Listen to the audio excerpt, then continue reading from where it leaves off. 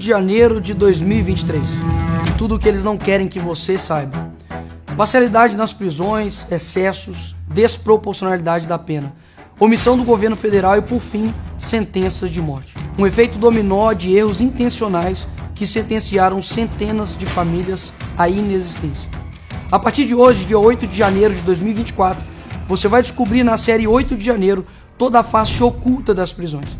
Mentiras e sujeiras do governo silenciadas pela grande mídia e pela própria justiça, que levantou o tapete, pegou a vassoura e varreu para debaixo toda e qualquer dignidade humana.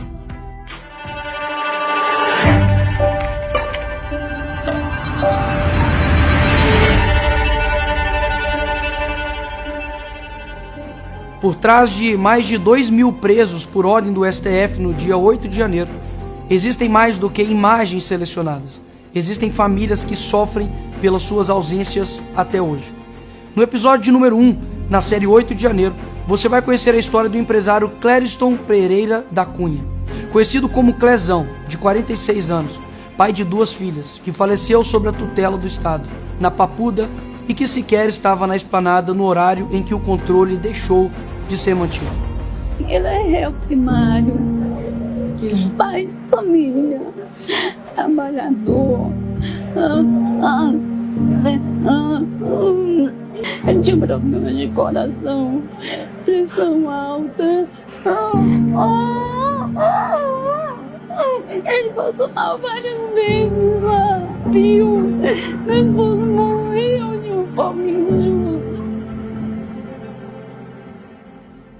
8 de janeiro. Clériston acorda pela manhã como um dia normal e caminha até a sua distribuidora de bebidas, um negócio de família. Clezão sempre foi muito respeitado e admirado na região. Estava feliz, afinal de contas, há pouco tempo, após 33 dias submetido a pulsoterapia e antibióticos, havia vencido a Covid-19. Fato que o deixou com algumas sequelas e com a necessidade de acompanhamento médico. Sua distribuidora era o lugar onde tirava grande parte do seu sustento. Não foi à toa que no domingo, dia 8 de janeiro, até às 16 da tarde, ainda estava por lá, trabalhando. Prova disso, o circuito interno de segurança da própria distribuidora. A minha pergunta para você é: será que realmente o Clezão era um vândalo, golpista, terrorista, como até então o ministro da Justiça Flávio Dino acusava? Não. O Clezão era um brasileiro como qualquer outro que acreditava em um Brasil com suas cores pintadas de verde e amarelo, ainda vivas e reluzentes. No momento em que foi preso, Clezão havia entrado no Senado para se abrigar, enquanto a ação policial usava gás de pimenta e tiros de bala de borracha, uma medida de segurança. De trabalhador a réu, o jogo virou em questão de segundos. Os últimos passos de Clériston Pereira da Cunha, em liberdade, se tornaram em passos que o levariam para a prisão em um piscar de olhos. Clezão foi criado e educado para viver do seu próprio suor. Era trabalhador e casado há mais de 25 anos com Jane Duarte. Mas agora, o inimigo foi selecionado sem argumentos, sem razão. É revoltante saber que um pai de família, réu primário, não tem antecedentes criminais, fica 10 meses preso numa cadeia sem ter cometido crime, estado, sem ter roubado, tomando medicamento com comorbidade e não ser visto. Ele estava lá em paz, ele estava lá não quebrando. Ele jamais iria fazer isso, jamais. Clezão estava preso sem provas, sem voz, sem chance. E não sou eu que estou dizendo, mas o próprio representante do Ministério Público Federal. A Procuradoria-Geral da República, aquela que tem como função constitucional de representar e fiscalizar os interesses da União, descartou o flagrante, recomendando ainda que o processo fosse respondido em liberdade. Afinal de contas, Clériston não apresentava risco nenhum à sociedade e nem muito menos representava qualquer possibilidade de tumultos nas investigações. O fato é, enquanto tudo acontecia, o ex-secretário de Segurança Pública do Distrito Federal, Anderson Torres, estava sendo solto, ainda com o uso de uma tornozeleira eletrônica. Se o Anderson havia sido solto de maneira acertada, por qual motivo Clériston, sem provas e que alguns momentos atrás estava em sua distribuidora trabalhando, não seria? E aqui estão 3 pontos. Ponto número 1. Exceder não é fazer justiça. 3 laudos médicos foram apresentados à justiça mostrando que Clezão sofria de problemas cardíacos. Ponto de número 2. Omissão mata. Clezão foi sentenciado à morte diante da omissão do próprio Supremo Tribunal Federal, quando não atendeu à recomendação da Procuradoria-Geral da República, a PGR, para que tão somente respondesse o processo em liberdade. A minha conclusão, ponto de número 3.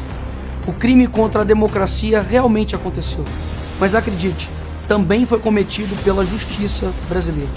Um dos parênteses mais importantes em tudo isso é a individualização de penas, um princípio do Código de Processo Penal brasileiro, está sendo devidamente ignorado. Olhe para esses 2 processos de outros réus. Cerca de 93% do conteúdo do processo é igual. Onde estão as vozes que deveriam realmente estar ecoando pelo Estado Democrático de Direito? Não há músicas, posts, cancelamentos e nem uma mensagem em letras pequenas nos rodapés dos jornais. Seria esse um 4º ponto?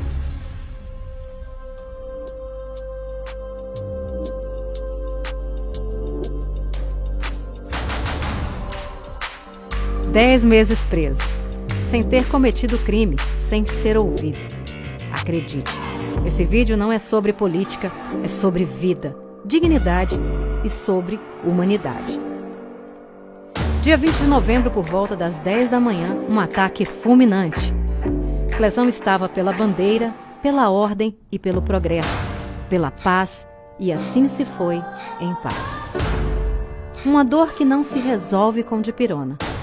Um ataque final contra a família, contra os sonhos, contra um brasileiro comum. Direitos humanos não vimos e sequer realmente ouvimos.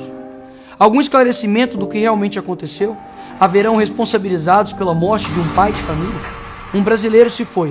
Quem será o culpado? Por que o silêncio? O problema nunca foi o que acontece, mas com quem acontece.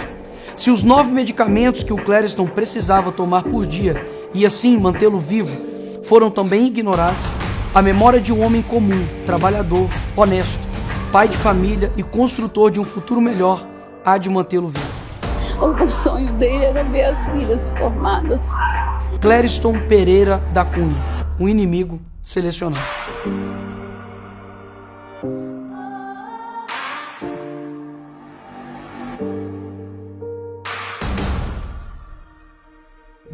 Chorar para aliviar, lutar para honrar. Lágrimas pesadas que lavam a alma e escorrem pelo rosto de quem sente tanta falta de alguém. Do pai, do esposo, do amigo. Clezão foi retirado da sua família sem direito a despedidas. Hoje, o choro é uma tentativa de aliviar e de expressar a dor, ao mesmo tempo que clama pela honra e pelo legado que foi deixado. No Clezão estava a alma do povo brasileiro, de um brasileiro comum que jamais deixará de ser esquecido por outros 200 milhões.